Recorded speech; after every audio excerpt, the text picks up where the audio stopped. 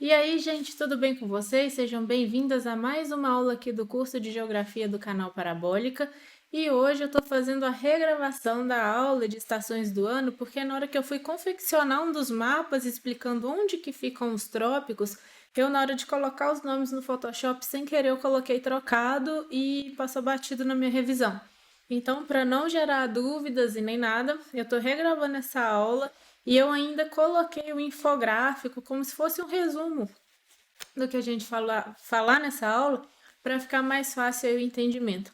É uma aula relativamente simples e curtinha, mas aqui é bem importante a gente entender como que as estações do ano funcionam e tem inclusive uma aula de exercício que eu já gravei aqui, acho que na semana retrasada, e que tem como é cobrado no Enem as questões sobre estações do ano. Espero que essa aula seja bem produtiva, espero que vocês gostem. Vamos começar? Então, começando com um tiquinho de história, com um pouquinho de história, eu gosto sempre de contextualizar historicamente como que se dão os temas. Gosto sempre de pontuar aqui como que as coisas foram evoluindo. Então, embora a gente não saiba ao certo quando que a humanidade, descobriu quando que a Terra é esférica, lá em 276 a.C. até 1194, antes de Cristo, era Eratóstenes, ele foi quem fez o primeiro cálculo com a precisão da circunferência da Terra, Ele nasceu na cidade de Cirene, onde é a atual Líbia, e a diferença da medição que ele fez naquela época com os dados precisos que a gente tem hoje foi de apenas 75 quilômetros.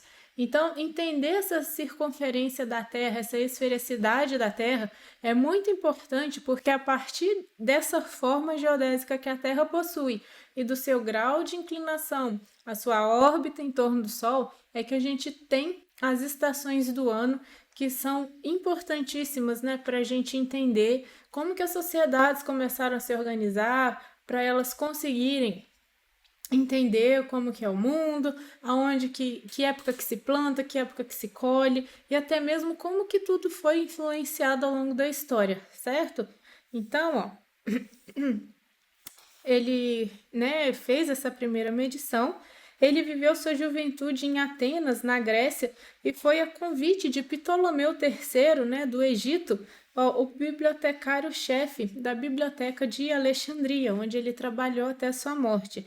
Ele conseguiu realizar a medição do raio da Terra através dos estudos de trigonometria, com a propriedade dos ângulos alternos internos. E mesmo que tenham sido cálculos ali feitos à mão, eu já falei, a diferença foi muito pequena. Então, foi um grande avanço que a gente teve na época para se descobrir essa esfericidade da Terra. E aí, começando pelos movimentos da Terra, nós temos os dois movimentos, que são os movimentos de rotação e translação. A rotação é aquele movimento que a Terra dá em torno de si mesma, E uma rotação completa, nós temos o tempo de 23 horas, 56 minutos e 4,09 segundos, Não são as 24 horas certinhas, mas daí 4 minutinhos aí de diferença. Mas nada que atrapalhe a gente, no calendário que já foi corrigido há muito tempo, Então, rotação é o movimento que a Terra dá em torno de si mesma e a gente tem a definição dos dias e das noites, que possuem durações diferentes ao longo do ano, Nós temos aí os solstícios, que são os dias mais longos no verão, e as noites mais longas no inverno, O solstício, ele marca o verão e o inverno, e aí nós temos os dias mais longos no verão e as noites mais longas no inverno. E os equinócios, a palavra equi de equivalência, Aqui, igualdade. Nós temos os dias e as noites com 12 horas de duração nos dois hemisférios da Terra, exceto nos polos, Que possuem 24 horas de crepúsculo. E nós temos ainda o movimento de translação, que é o movimento que a Terra dá em torno do Sol, que a gente tem o tempo de 365 dias e 6 horas, E além de definir as estações do ano, cada volta completa em torno do Sol, nós temos a marcação de um ano terrestre. Então, a esfericidade do planeta Terra é o elemento que define as zonas climáticas, que a gente vai ver mais detalhadamente quando a gente for falar sobre os climas e as zonas climáticas do planeta, né? Por que isso? Porque os raios solares, eles incidem na superfície do planeta com ângulos diferentes. Então, nós temos as zonas polares, né? Aqui o círculo ártico e o círculo antártico. Nós temos as zonas temperadas, que fica entre as zonas polares e os trópicos, e nós temos as zonas tropicais, que fica entre os trópicos e o Equador, né? E quanto mais próximo do Equador eu estiver, os raios eles vão incidir mais perpendicularmente, ou seja, eles vão formar um ângulo, né, de 90 graus com a superfície, e é onde nós temos as temperaturas mais elevadas ao longo do ano. Quanto mais próximo do Equador eu estiver, maior é o meu fotoperíodo, né? Ou seja, é o período onde eu tenho maior incidência de luz. E quanto mais eu me afasto do Equador, tanto em altas latitudes norte ou sul, né? Eu tenho que essa área aumenta e esses raios eles vão incidindo cada vez mais inclinados com a superfície, o que faz com que as temperaturas diminuam à medida que eu me aproximo dos polos, né? Então, tanto no Polo Sul quanto no Polo Norte, eu tenho cada vez temperaturas menores. Então, aqui eu coloquei essa imagem para a gente conseguir diferenciar o que acontece nas 4 estações do ano. E a gente tem que o eixo da Terra ele é inclinado em relação ao plano de sua órbita. Na verdade, esse eixo de inclinação ele é de 23 graus. E, se não me engano, peraí que eu vou checar quantos minutos que... E 26 minutos, tá? Esse é o ângulo de inclinação do eixo da Terra. E aí, eu tenho que essa inclinação, ela quem define as estações do ano. Então, a gente tem o verão, outono, a primavera, e aqui era para ser escrito, ó, inverno, tá, gente? Aí, ó.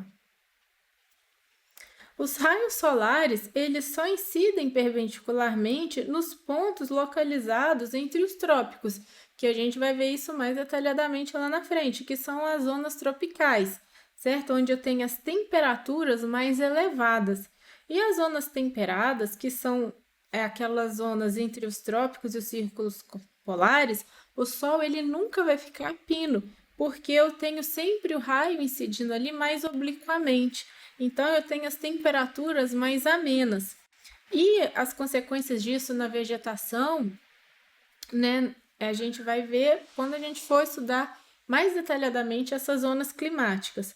E no Equador, eu tenho que não há variação no fotoperíodo, ou seja, eu não tenho muita variação de duração entre dias e noites, porque eu sempre tenho a mesma quantidade de luz incidindo ali no Equador, né? E conforme eu aumento a latitude, seja ela para sul ou para norte, eu tenho que os dias ficam mais longos no verão e mais curtos no inverno. Assim, a gente consegue ter, ó, os dias de início das estações do ano, né? Aqui no hemisfério sul, dia 22, entre 21 e 22 de dezembro, a gente tem os raios incidindo, ó, no Trópico de Capricórnio, perpendicularmente. Então, a gente tem o quê? O solstício de verão, o início de verão. Então, no verão, nós temos dias mais longos e noites mais curtas, né? Enquanto que no hemisfério norte,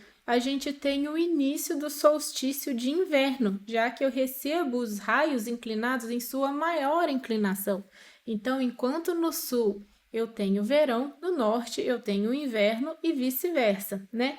Ó, 6 meses mais tarde, dia 20 ou 21 de junho, né, os raios solares eles vão incidir perpendicularmente no Trópico de Câncer.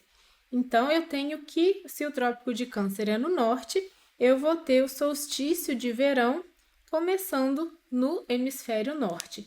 Aqui, ó, eu tenho os equinócios de março e setembro, né? Aqui é o eixo de inclinação, que eu coloquei aqui, ó, 23,45 graus. E nos meses de março e setembro, nós temos os equinócios de outono e de primavera, né? Solstício de junho e dezembro. E aí, para finalizar essa aula, ela é realmente uma aula mais curtinha, eu coloquei esse infográfico de um livro que eu gosto muito, que é o livro de Geografia da editora Ática, e praticamente dá um resumão de tudo que a gente falou aqui. Né? Então, eu tenho o que é a insolação da Terra? É a quantidade de energia emitida pelo Sol, que é uma radiação eletromagnética que incide a Terra, nos promovendo luz e calor. Ela atinge a superfície de forma desigual por causa da esfericidade do planeta, a sua inclinação, certo? Os movimentos de rotação, que dá alternância de dia e de noite, e do movimento de translação, que eu tenho a alternância das estações, né? A variação da insolação ao longo do ano, a inclinação do eixo da Terra em relação ao plano de sua órbita em torno do Sol, eu tenho que determina de um lado dias mais longos e mais iluminados, no hemisfério em que está ocorrendo o verão, e de outro, onde está ocorrendo o inverno, eu tenho dias mais curtos e de menor insolação, né? E a incidência da radiação solar na Terra, né, em razão da esfericidade do planeta, em uma mesma quantidade de energia solar, incide sobre áreas de tamanhos diferentes, nas proximidades do Equador e dos polos. Né? Então, à medida que aumento a latitude e, portanto, a inclinação dos raios solares em relação à superfície terrestre, a área de incidência vai se ampliando. E com isso a gente pode, né, observar nesse esquema aqui embaixo como que isso acontece.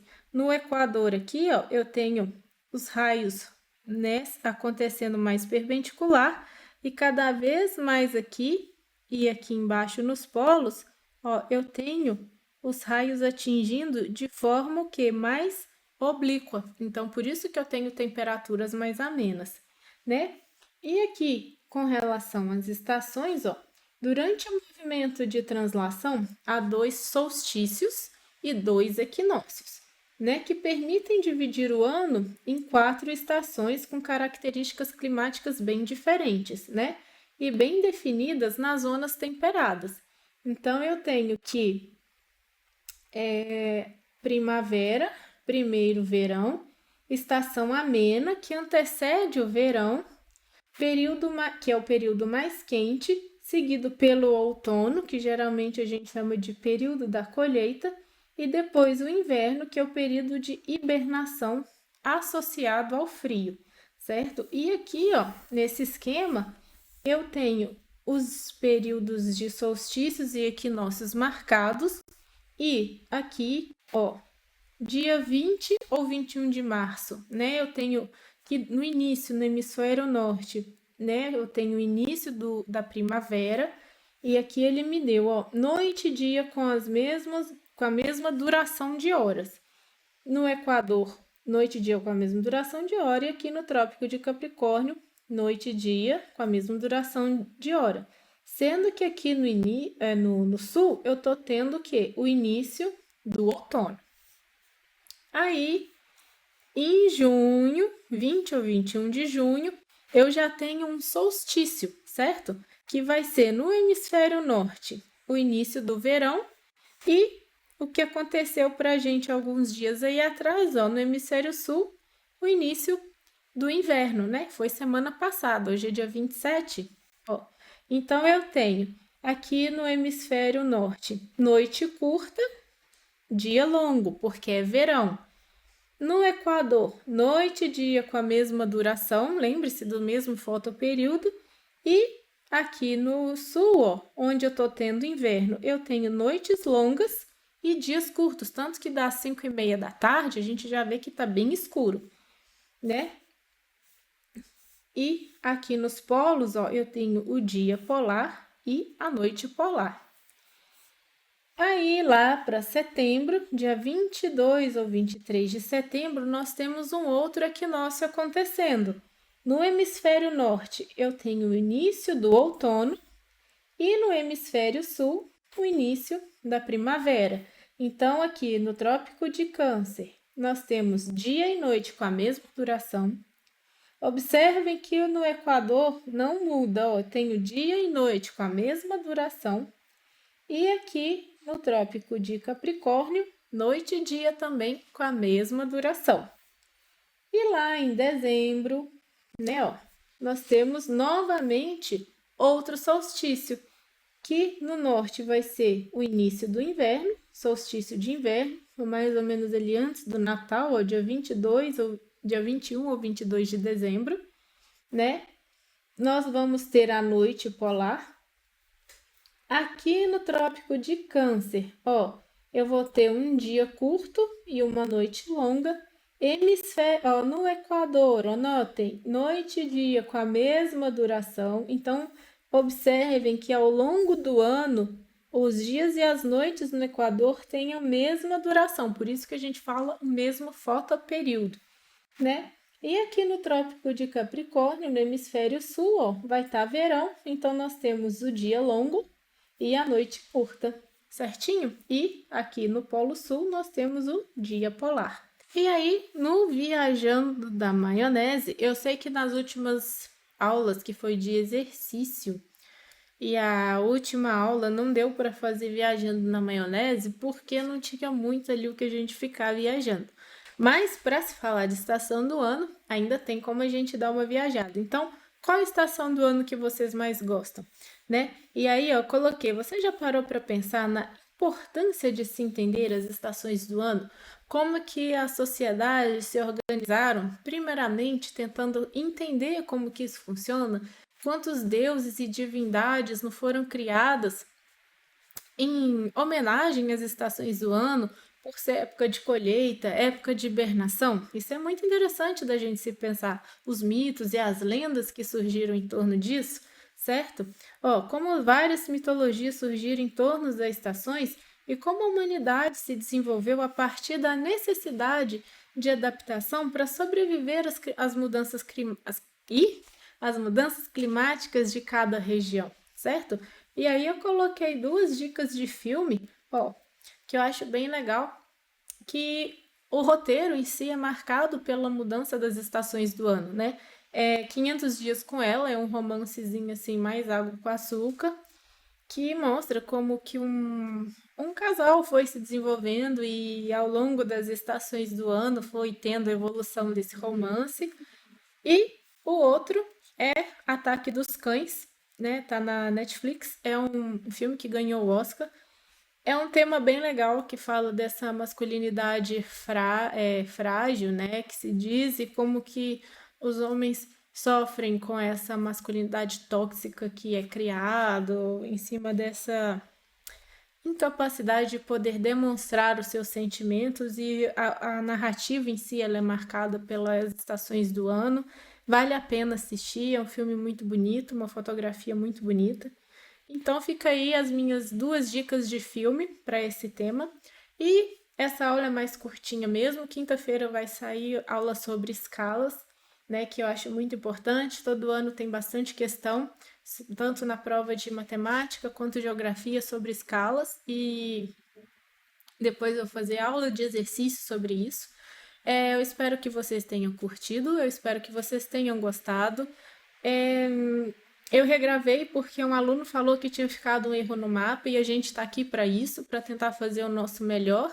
E se tiver algum erro, a gente vai correr atrás para corrigir e ficar cada vez mais claro para que vocês consigam aprender e alcançar o sucesso de vocês na universidade ou na vida, onde quer que vocês queiram ir e onde quer que o sonho de vocês levem vocês. Espero que vocês tenham curtido, gostado. Eu vou ficando por aqui. Um grande abraço, um beijo e fui!